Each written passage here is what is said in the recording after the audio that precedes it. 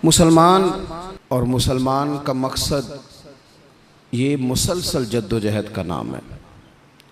मुसलसल कोशिश में रहना, अपनी रूहानी तरक्की के लिए भी, मुआशी तरक्की के लिए भी, दीनी उरूज के लिए भी, इस्लामी इक़दार के लिए मुसलसल कोशिश में रहना।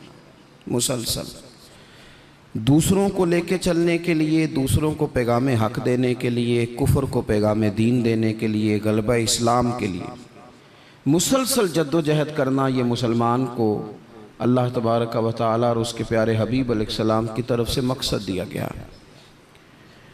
कुंतुम खैरा उम्मतिन उखरिजत लिन्नास, तुम बेहतरीन उम्मत हो, लेकिन याद रखना तुम्हें लोगों के नफ़े के लिए पैदा किया गया है। तामुरून बिल मारूफ व तनहौना अनिल मुनकर, तुमने लोगों को मारूफ का हुक्म देना है और मुनकरात से मना करना है। मकसूद अगर ज़िंदगी में कुछ हो फिर ज़िंदगी सही गुज़रती है। बेमकसद जब ये लोग ज़िंदगी गुजारते हैं तो आहिस्ता आहिस्ता परेशान रहने लग जाते हैं। मकासद क्या थे? मकसद ये था कि मैंने ना 2-4 करोड़ रुपया ज़िंदगी में जमा करना है, तो हो गया जमा, अब क्या करे? अब परेशान रहने लग गया। अब कहता है पता नहीं सारा कुछ है, मेरा दिल ही नहीं लगता। मकसद इसका ये था कि मैंने ना बहुत अच्छी बिल्डिंग बनानी है, बेहतरीन मकान बनाना है, तो बन गया मकान। अब भाई ये छोटे मकासद थे। मैंने मुल्क से बाहर जाना है, जाके सेट होना है, तो हो गया सेट। अब मकासद जब तक बड़ा नहीं होता, मुसलमान मकसद हयात को जब तक पहुंचता नहीं और जब तक वो सही डायरेक्शन पर चढ़ता नहीं, उतनी देर वो परेशान है। वो टामक टोनियाँ ज़रूर मारता है, वो वाली बीमारियां ढूंढ के ले आता है जो दरअसल उसकी बीमारियां हैं ही नहीं। वो ढूंढता चूँकि उन चीज़ों को है, फिर इलाज भी उन्हीं का करता रहता है। याद रखें, ज़िंदगी बामकसद बनाएं। मकसद क्या हो? निरी रोटी कमाना मकसद ना हो, रोटी कमाएं भी और लोगों को खिलाएं भी। आप अगर इसलिए माल बढ़ाएंगे कि मैं मालदार हो जाऊं, तो ये तो महमूद नहीं, ये प्यारा नहीं आपका ये नज़रिया। लेकिन अगर माल इसलिए कमाएं कि या अल्लाह पैसे देना, पर मुझे तरीक़ा भी हज़रत उस्मान गनी वाला देना, मुझे सलीका हज़रत अब्दुर्रहमान इब्न औफ वाला देना।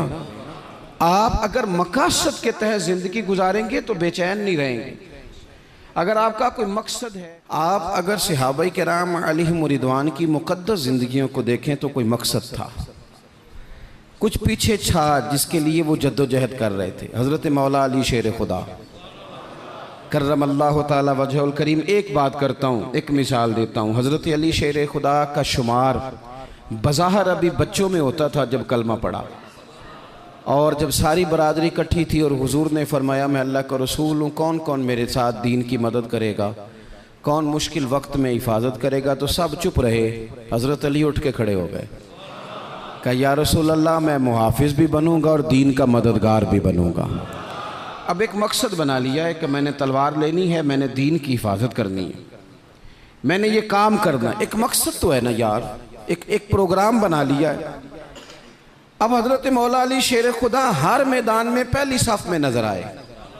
एक मौका ऐसा आया जहाँ मेरे हबीब अलैहिस्सलाम ने फरमाया कि अली, तुम मदीने में मेरे पीछे रहो, बच्चे हैं, औरतें हैं, निगहबानी है, और मैं इसलिए इसी तरह तुम्हें छोड़ के जा रहा हूँ जिस तरह हज़रत मूसा अलैहिस्सलाम जनाब हारून को छोड़ के गए थे, मगर ये कि मेरे बाद नबी कोई नहीं।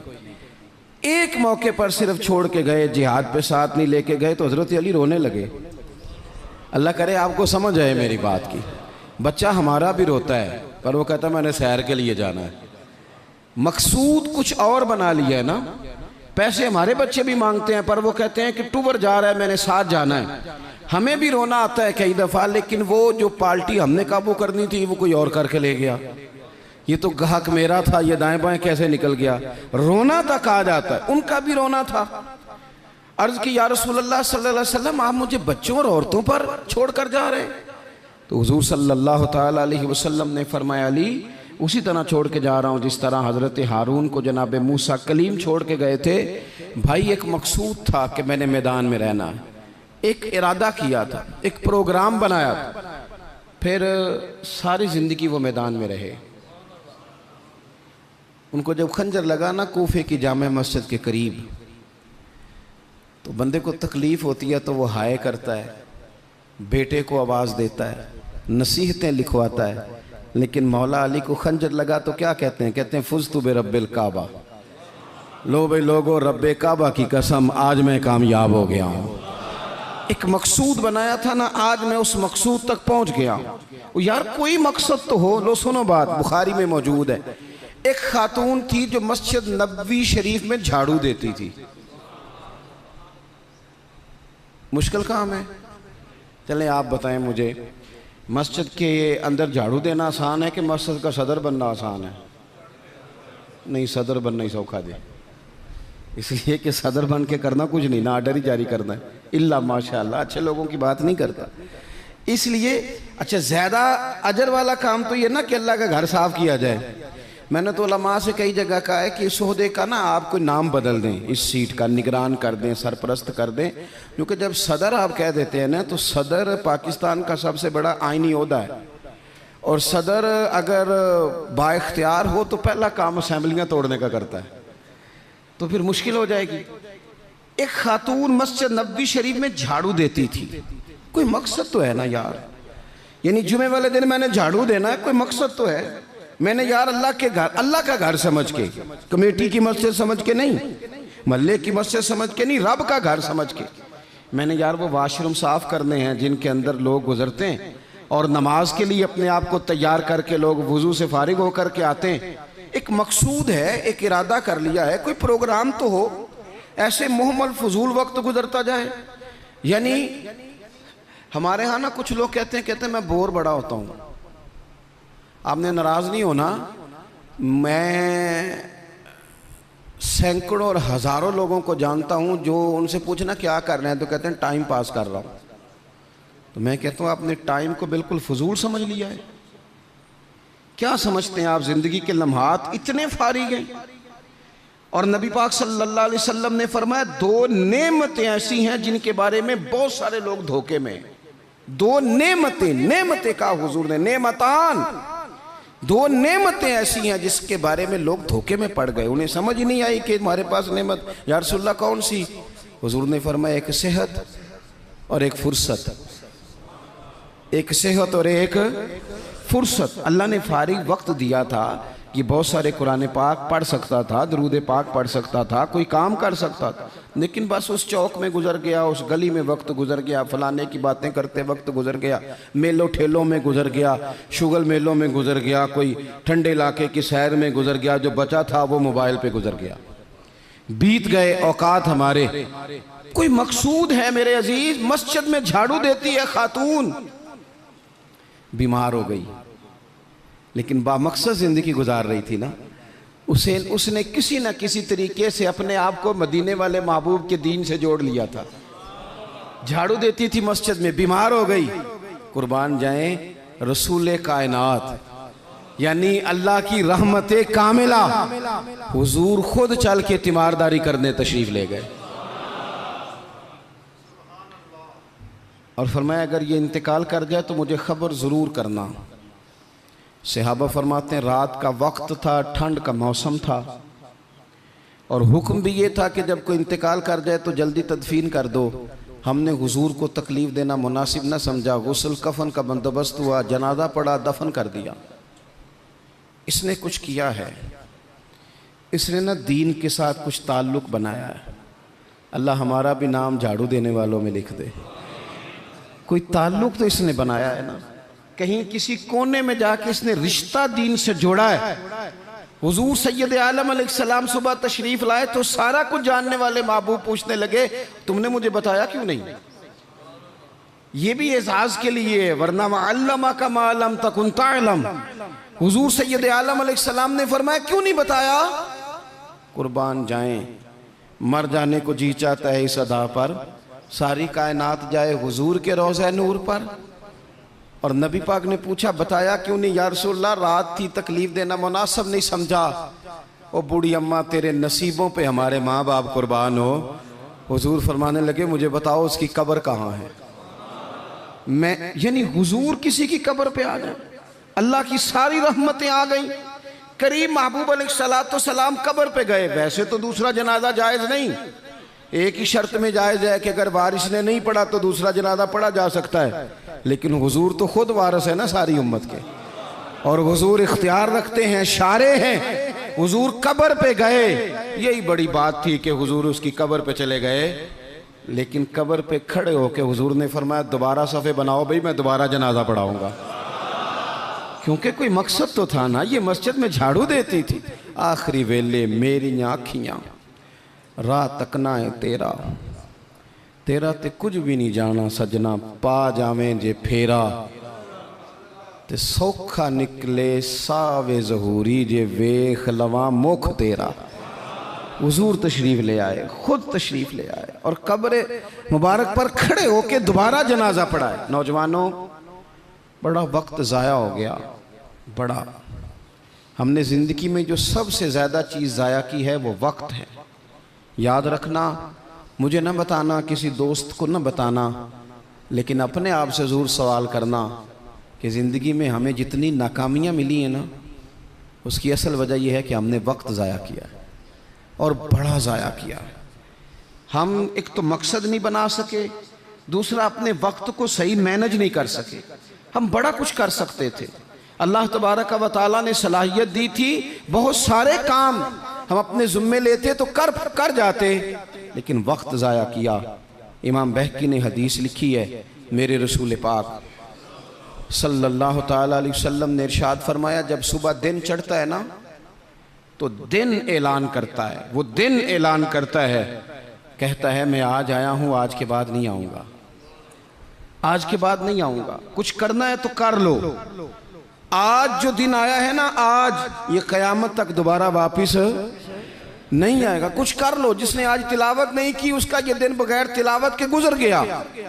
मेरे अजीज, जिसने आज दरूद पाक नहीं ना पढ़ा, हुजूर को याद नहीं किया, उसका ये दिन गुजर गया बगैर दरूद पाक। जिसने आज सजदों की कसरत नहीं की, ये दिन बीत गया। दिन कहता है दोबारा नहीं आऊँगा। हज़रत उमर बिन अब्दुल अजीज़ रहमतुल्लाह अलैह से किसी ने कहा, हुजूर ये काम रहने दें, कल कर लेंगे। तो आप फरमाने लगे, अगर ये काम कल करूँगा तो जो काम कल करने हैं वो कब करूँगा? ये कल पे डाल दूंगा तो जो काम कल करने वो फिर कब करूँगा? वो कल वाला दिन भी फिर इसी तरह गुजर जाएगा। 39 साल उम्र पाई हज़रत उमर बिन अब्दुल अजीज़ ने। कितनी? हल्का सा बोलिएगा।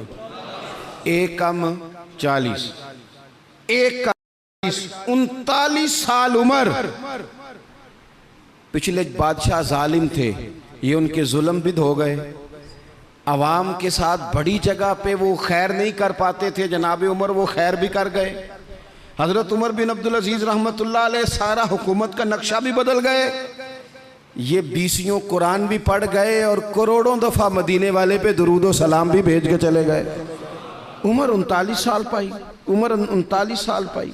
बीत गया हमारा वक्त। पीछे पलट के देखते हैं तो बड़ा कुछ ज़ाया कर आए। मज़ीद ना करना, मज़ीद ना करना। अपने अगर हम चाहते हैं मुआशरा इस्लाह पजीर हो तो एक तो बामकसद, दूसरा वक्त बिल्कुल किसी मौके पे ज़ाया नहीं करें, किसी मौके। इमाम शाफ़ी रहमतुल्लाह अलैह फरमाया करते थे, मैंने सूफिया से एक बात सीखी है जिसने मुझे बड़ा नफ़ा दिया है। हुजूर वो क्या है? आप फरमाते हैं, सूफिया फरमाया करते हैं कि वक्त एक तलवार है, इसे अपने हाथ में कर लो तो बड़ी मुश्किलात काट डालोगे, और अगर तुमने इसको अपने हाथ में ना किया तो फिर वक्त तो तलवार ही है, ये तुम्हें काट डालेगा, फिर तुम कट जाओ। जवान बिलखुसूस ये टाइम पास ये निकाल दें। मिजाज बन गया है हमारा शुगल मेले का। गप्पे घंटों भी हों तो वक्त का पता नहीं चलता।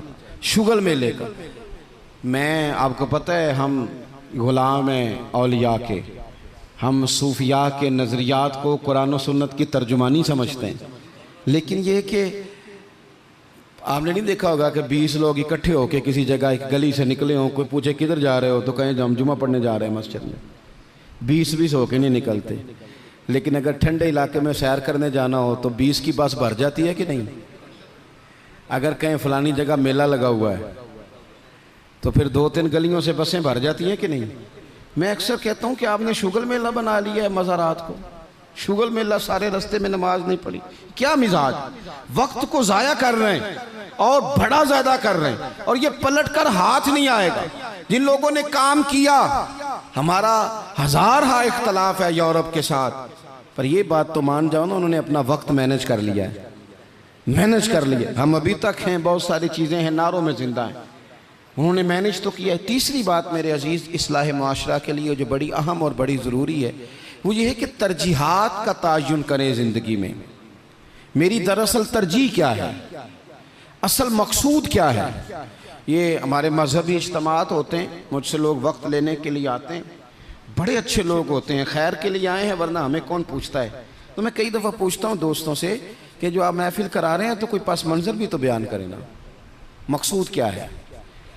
चलें इतना ही कह दें कि सवाब की नीयत से करा रहे हैं, अल्लाह में अजर देगा, लेकिन ये कि मकसूद ही नहीं पता। जवानों की बड़ी बड़ी जमातें बनी हुई हैं, मकसूद का ही नहीं पता दरअसल जाना किस तरफ। अपनी ज़िंदगी में तरजीहात, और जब तरजीहात तय करें तो ज़रूरियात को आगे रखें, फ़राइज़ को हमेशा आगे रखें। जो फ़राइज़ हैं, जो वाजिबात हैं, उनको हमेशा पहला दर्जा दें। बहरहाल महफिल कराना मुस्तहब है और नमाज पढ़ना, आहिस्ता क्यों बोलते हैं आप, नमाज पढ़ना, ख़त्म शरीफ दिलाना बहरहाल मुस्तहब है, लेकिन सही कुरान पाक पढ़ना सीखना ज़रूरी है। जो ज़्यादा ज़रूरी है वो क्यों नहीं कर रहे। तरजीहात अगर आप ले आएंगे ना, मैं बहुत सारे लोगों को जानता हूँ तवज्जो से ख़त्म दिलाते हैं, हमें भी कहते हैं मौलाना इस दफ़ा अब्बा जी के ख़त्म पे आपकी बारी है, पिछले साल फलाने को बुलाया था, उससे पिछले साल फलाने को। भाई आप नमाज पढ़ते हैं, कहते हैं आप दुआ करें, आप दुआ करें मैं शुरू कर दूं। तो मैं कहता हूं अगर नमाज की दुआ करानी है घर बैठे बैठे मुझसे, तो ख़त्म की दुआ नहीं घर बैठे बैठे हो जाती, वो भी कर देता हूं, यहीं से अल्लाह ताला उनको उनकी मगफिरत फरमाए। तरजीहात हमेशा आपके जो ज़रूरी काम है, याद रख लें आपके मदरसा बड़ा ही ज़रूरी है। मैं किसी की तारीफ़ बड़ा कम करता हूँ, इसलिए कि तारीफ़ खुशामद बन जाती है तो बंदा मुश्किल में आ जाता है। लेकिन अभी मैं आया हूँ ना, तो यहाँ बच्चे साथ कुरान पाक पढ़ रहे थे। मेरे आशिया ख्याल में ये बात भी आ सकती थी कि कारी साहब ने, हज़रत साहब ने छुट्टी क्यों नहीं कराई, मस्जिद में महफिल है। लेकिन आप यकीन करें कि मेरा दिल इतना ठंडा है, मैंने कहा ये बिल्कुल सही कर रहे हैं, इनको पढ़ना ही चाहिए। ये जो काम इनके लिए ज़्यादा ज़रूरी है, इनके घर वालों ने जिगर के टुकड़े दिए पढ़ाने के लिए, तो जो जिस काम के लिए भेजे हैं वो काम ज़रूरी है, वही इन्हें करना चाहिए। तरजीहात तो तय करें मेरे भाई, दरअसल तरजीह क्या है। हज़रत तलहा रज़ी अल्लाह ताला अन्हु फरमाते हैं, एक बद्दू हुजूर की बारगाह में आया, सादा बंदा, बाल बिखरे हुए, हालत बड़ी परागंदा, मिशकात में हदीस है। उसने आन करके अर्ज़ की, या रसूल अल्लाह सल्लल्लाहु ताला अलैहि वसल्लम, हुजूर मुझे बताइए इस्लाम क्या है, इस्लामी अहकामात बताएं। तो हुजूर ने कलमा शहादत के बाद फरमाया कि वक्त पर नमाज पढ़ना, दिन और रात में 5 नमाजें तेरे ऊपर ज़रूरी हैं। उसने अर्ज़ की हुजूर कुछ नफल भी पढ़ूं? तो फरमाया अगर तो अपनी तरफ से पढ़े तो बड़ा ही अच्छा है। उसने कहा, उसके बाद फरमाया साल में 1 महीने के रोज़े रखना। अर्ज़ की हुजूर कुछ नफली भी रखूँ? फरमाया रखे तो बड़ा बेहतर है। फिर फरमाया हज फ़र्ज़ हो जाए तो पहली फुर्सत में करना। हुजूर कुछ साथ नफली भी करूँ? फरमाया करे तो अच्छा है। फिर फरमाया ज़कात दे, ज़कात। उसने अर्ज़ की, या रसूल अल्लाह सल्लल्लाहु ताला अलैहि वसल्लम कुछ नफली सदकात भी करूँ? फरमाया करे तो बड़ा अच्छा है। उसने ये बातें सुन के ना सिर्फ फ़राइज़ की तालीम दी, फ़राइज़ की। आज जो खतीब मुझे और आपको नुक्ते सुनाए हम तवज्जो से सुनते हैं, और अगर फजर में इमाम साहब वुज़ू के मसले बताएं तो कहते हैं एडा आलम ही नहीं। आलम तो उसे जिनने कल बड़ी ऊंची तकरीर की थी। अगर वो आपको गुस्ल का तरीका बताए तो लोग कहते हैं ये तो इल्म की शायद बात ही नहीं। वो नुक्ता बयान करने वाला, वो जिसकी आवाज़ ज़्यादा बुलंद हो रही थी। आवाज़ बुलंद होना ज़्यादा ज़रूरी नहीं होता, दलाइल बुलंद होना ज़रूरी होता है। आपकी दलील कितनी मजबूत है ये ज़्यादा अहम है। तो अल्लाह के महबूब अलैहिस्सलाम ने फरमाया फ़र्ज़ नमाज पढ़, ज़कात दे, रमज़ान के रोज़े रख, हज कर। हुज़ूर सय्यद आलम सल्लल्लाहु ताला अलैहि वसल्लम ने ये तरजीहात बताई। वो शख्स पता है हुज़ूर से क्या कहता है? कहता है या रसूलल्लाह जो मैंने आपसे सुना है ना कमी करूँगा ना इजाफा करूँगा। गोया वो मान गया कि मैं तरजीह दूंगा फ़राइज़ को। तो रसूल पाक सल्लल्लाहु अलैहि वसल्लम ने फरमाया, सहाबा की तरफ देख के फरमाया, अगर ये जो कह रहा है उस पर डटा रहा जो इसने कहा है अगर वो सच किया इसने तो फरमाया फिर ये बंदा कामयाब हो जाएगा, फिर ये फलाह पा जाएगा। आप तरजीह हमेशा अहम काम को दें। मैं जो बात करने लगा हूं मेरे उलमा उसकी जिम्मेदारी लेंगे। आपसे ये नहीं पूछा जाएगा कि आपने मज़ार पे चादरें कितनी डाली हैं, ये ज़रूर पूछा जाएगा कि माँ बाप की खिदमत की कि नहीं की। तो जो तरजीह है मज़ार पे चादर ज़रूर डालें, मना नहीं, पर यह कि वहाँ वक्त पे जाना, वहाँ ड्यूटी ठीक करना और अम्मा अब्बा घर में परेशान हो। रसूल कायनात सल्लल्लाहु अलैहि वसल्लम की खिदमत में एक सहाबी हाजिर हुए, अर्ज़ की या रसूल अल्लाह सल्लल्लाहु ताला अलैहि वसल्लम, मैं एक मसला दरियाफ्त करने आया। मेरे दोस्तों पता हमें क्या हुआ है, हमने ना बाहर वक्त बहुत ज़्यादा दिया है और जो हमारे घर के अंदर हमारी जिम्मेदारियां थी ना, हमारे बच्चे, हमारी बीवी, हमारे बहन भाई, उन जिम्मेदारियों से ना हमने जान छुड़ाई है। इल्ला माशाल्लाह कुछ लोगों ने बच्चे को चार्ज किया, बच्चा तंग कर रहा है, लगा दो गेम मोबाइल पे, चलो हमारी जान छूटी, वो जाने उसका काम जाने। आप अगर 10-15 मिनट बच्चे को देते, वो आपसे खेलता, वो मानूस होता। आप कहते मैं बड़ा मसरूफ़ हूँ, और भाई तो इतना मसरूफ़ तो नहीं जितने मदीने वाले महबूब मसरूफ़ हैं। लेकिन रसूल पाक के तो कंधों पे इमाम हसन चढ़ के सवारी किया करते थे, हुजूर की तो गोद में इमाम हुसैन खेला करते थे। हज़रत अबू हुरैरा कहते हैं मैंने देखा है कि हुजूर ने उनके बाजू थामे, उन्होंने पैर पहले हुजूर के मुकद्दस कदमों पे रखे, फिर उन्होंने अपने कदम मुबारक हुजूर की मुबारक पिंडलियों पे रखे, फिर टखनों पे रखे, फिर पेट पे रखे, फिर हुजूर की ज़ुबान चूसनी शुरू कर दी। तू क्यों वक्त नहीं दे रहा अपने बच्चों को? क्यों नहीं हम वक्त दे पाते अपने नवासों को, नवासियों को, पोतों और पोतियों को? वो जो हमारे लिए ज़रूरी था वो हमसे मानूस होने की बजाय किसी बदअकीदा से जाके मानूस हो जाते हैं। पता तब चलता है जब सारा अकीदा बिगड़ जाता है। अपने घर के अंदर जो जिम्मेदारियां उनको तरजीह दें। हुजूर सैयद आलम अलैहिस्सलाम ने फरमाया खैरुकुम खैरुकुम लिअहलिही व अना खैरुकुम लिअहली, फरमाया तुम में बेहतर वो है जो अपने घर वालों के लिए बेहतर है। व अना खैरुकुम लिअहलिही, और जाके पूछ लो मैं तुम सबसे बढ़ के अपने घर वालों के साथ खैर करने वाला। तरजीह दें। एक सहाबी आए, अर्ज़ करते हैं या रसूल अल्लाह सल्लल्लाहु अलैहि वसल्लम, मेरी बीवी पे हज फ़र्ज़ है, वो हज करने जा रही है, ये सियासता में हदीस मौजूद है, और मेरा नाम एक गज़वे में लिख दिया गया है, मैं जिहाद के लिए जा रहा हूँ, नाम मैंने लिखवा लिया है, हुक्म मेरे लिए क्या है? मेरी बातों की समझ आ रही है आप हजरात को? मेरी बीवी हज के लिए जा रही है, वो साहिब इस्तात होगी, जाहिर है उसके पास माल होगा, वो जा रही है, उसको जाना है, वो तैयार है, और मेरा नाम गज़वे में लिखा है, तो हुक्म क्या है?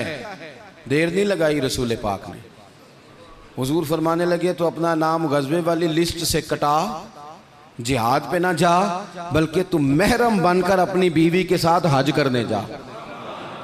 वो तेरी जिम्मेदारी है, वो तेरे अलावा कौन महरम बनेगा उसका? तो जो तेरी ड्यूटी का काम है उसे तो करना, तरजीही बुनियादों पर काम को करें। 4 बातें हो गई, एक बात आखिर में 5वीं। हम ना बहुत सारी चीज़ों की इस्लाह करते हैं, लफ्ज़ भी कई दफ़ा तराश लेते हैं, जुमले भी बड़े अच्छे तरतीब दे लेते हैं, लेकिन आहिस्ता आहिस्ता ना हमारे लहजे सख्त हो गए। सारी तवज्जो लफ्ज़ों पे ना दें, कुछ लहजों पर भी दें। लहजा जो होता है ना इंसान का, लहजा, यानी बेटे को आवाज़ दी, अब्बा जी ने कहा बेटा, उसने कहा जी अब्बा जी क्या मसला, हुक्म करें, अभी तो मैं गया था। इसमें जुमला गुस्ताखी वाला कोई भी नहीं, पर लहजा गुस्ताखी वाला है। अब्बा जी क्या हुक्म है? कोई गुस्ताखी है इस लफ्ज़ में? अभी तो मैं यहाँ से गया हूँ, कोई गुस्ताखी है? लेकिन उसका जो लहजा है ना, चले मैं आसान करता हूँ, आपकी समझ में बात आएगी।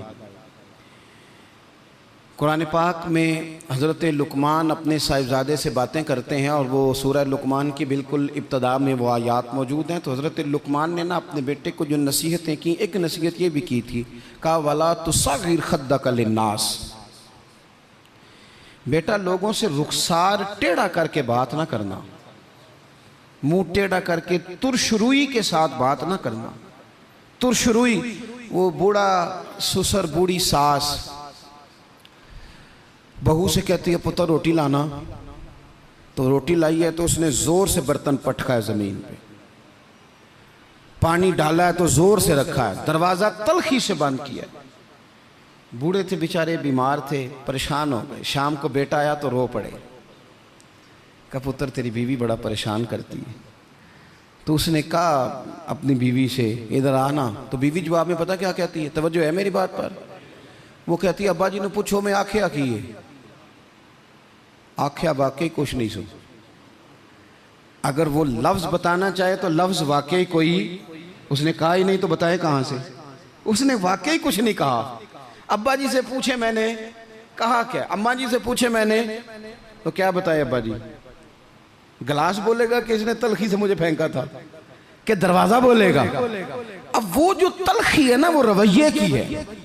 हमारा ना सिर्फ मसला, मैंने कुरान मजीद पढ़ा है कि जनाब लुकमान ने अपने बेटे से कहा पुत्र रुखसार टेढ़ा करके लोगों से बात, थोड़ा सा रवैया तो ठीक हो ना। हमारे रवैये ना, किसी जगह थोड़ी देर के लिए ट्रैफिक बंद हो तो लोगों का रवैया देखना, थोड़ी देर के लिए किसी जगह अगर ठहरना पड़ जाए तो मिजाज देखें लोगों का। हमारा आप किसी से ना किसी के बारे में सवाल करें, पूछें सियासतदान कैसे होते हैं, फिर हमारा रवैया देखें। आप पूछें पुलिस वाले किस तरह के होते हैं, फिर देखें रवैया। आप पूछें तेरा क्या ख्याल है अपने ससुराल वालों के बारे में, फिर रवैया देखें। चलें आप अच्छे लोग हैं और मस्जिद में भी बैठे हैं और बावजू भी हैं, गलत बात तो करनी नहीं। अगर पूछा जाए कि मौलवियों के बारे में क्या ख्याल है, अगरचे सुनने भी आए हैं, अगरचे ये कि उनके पीछे नमाज भी पढ़ते हैं, लेकिन रवैयों में वो रंग नहीं है। आवाज़ देते हैं तो इस अंदाज में बाज़ लोग अपने डेरों पर बैठ के चौधरी तबसरा करते हैं, तो वो तबसरे का लहजा ठीक, मेरे लहजे में गुरूर आया था, तेरा हक था तू शिकायत करता। और मेरे भाई लहजे पर भी थोड़ी तवज्जो दे, अंदाज। कुछ लोग कहते हैं जी मैं कड़वा इसलिए हूँ कि सच्चा हूँ, सच्चे बंदे कड़वे होते हैं। मैंने कहा ये मिसाल ही गलत है सिरे से। कायनात में सबसे ज़्यादा सच मदीने वाले महबूब ने बोला है, सबसे ज़्यादा सच हुजूर ने बोला है, पर वो सच इतना मीठा था कि लोगों ने दौड़ दौड़ के उसे हासिल किया है। सच ही तो मीठा होता है, किसने कह दिया सच कड़वा होता है? ये हम कड़वा बना देते हैं। तुरशुरुई थोड़ा सा ना लहजे पर भी देखे ना, एक बेटा है, लहजे की बात है ना। वालदा ने, वो बेचारी अम्मा को टेलीफोन आ गया बेटी का कि अम्मा जी 20,000 रुपया चाहिए, मैं मजबूर हूँ, मैं तकलीफ़ ना देती। तब वो वालिद वालदा बैठे मशवरा कर रहे हैं, बेटा पहले ही ज़्यादा तनख्वाह कोई नहीं, खर्चे पहले ही ज़्यादा, कैसे कहेंगे। बड़ी उन्होंने ना मशवरा करके, बेटा आया तो बड़े प्यार से प्रेम से बात की। का पुत्र दिल तो नहीं करता, हमें तेरे हालात का पता है, पर तेरी बहन बेचारी को ना 20,000 की ज़रूरत है। अब एक लहजा ये है। उसने कहा अब्बा जी कमाल बात है, आपको पहले भी पता ही है, आप मुझे रोज़ तकलीफ़ देते हैं, पहले इतने खर्चे, अभी ईद पे दिया तो था 3,000 उसके घर में, फिर उसने फ़ोन कर दिए, उसे भी सोचना चाहिए। उठ के चला गया। माँ बाप बेचारे सारी रात रोते, हमने क्यों बात की, न करते, क्या इसने रवैया इख्तियार किया। एक रवैया ये है, एक रवैया ये है कि अब्बा जी और अम्मा जी ने बड़े चुन के जुमले का, बेटा हमें तेरे वसाइल का भी पता है, मसाइल का भी पता है, दिल नहीं करता, पर तेरी बहन किससे बात करे, गरीब है, उसने कह दिया है मजबूरी है, उसे को 10-20 हज़ार चाहिए। तो बेटा उठ के करीब आ गया, उसने अम्मा का हाथ पकड़ के सीने पे रखा, बाप का हाथ चूमा। उसने कहा अब्बा जी आप झिझक झिझक के बात क्यों करते हैं, 20,000 की क्या बात हुई, मेरी जान भी हाज़िर है। गरीबी और बात है, मजबूरी और बात है, पर आप हुक्म किया करें, मैं गुलाम हूँ आपका, आप झिझक के मेरे साथ भी झिझकेंगे, आप खुल के बात करें, आपको फ़ोन कर देना चाहिए, मैं उधार पकड़ूँ कुछ करूँ, आप जो करेंगे। रोएगा उसका अब्बा भी सारी रात ही, रोएगी इसकी अम्मा भी सारी रात ही, पर दुआएं मांगती रोएगी। अब्बा दुआएं मांगता रोएगा कि या अल्लाह इस तरह की औलाद सबको अता फरमा। रोएगा।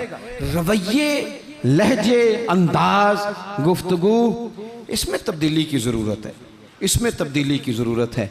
हज़रत जाबिर इब्न अब्दुल्लाह रदी अल्लाह ताला अन्हु रवायत करते हैं, एक सहाबी फरमाते हैं हुज़ूर पहले दिन मदीने तशरीफ़ लाए हिजरत करके, मैं ज़ियारत के लिए गया तो मैंने मुस्कुराते देखा। बड़े बड़े वक्त आए ना, इनमें बदर भी आया, ओहद भी आया, ओहद में शहादतें भी हुई, इन मौक़े में बड़ा कुछ आया, लेकिन मैंने हुजूर को 10 साल ज़ियारत करता रहा, जब भी मिला हूँ मुस्कुराते मिला हूँ। और मैं हुजूर के विसाले ज़ाहिरी से कुछ दिन पहले भी ज़ियारत करने गया तो मदीने वाले को मुस्कुराते ही देखा है। तलखी बड़ी है रवैये में, तलखी बड़ी है मिजाजों में। तो फिर अपनी बात सारी दोहराता हूँ।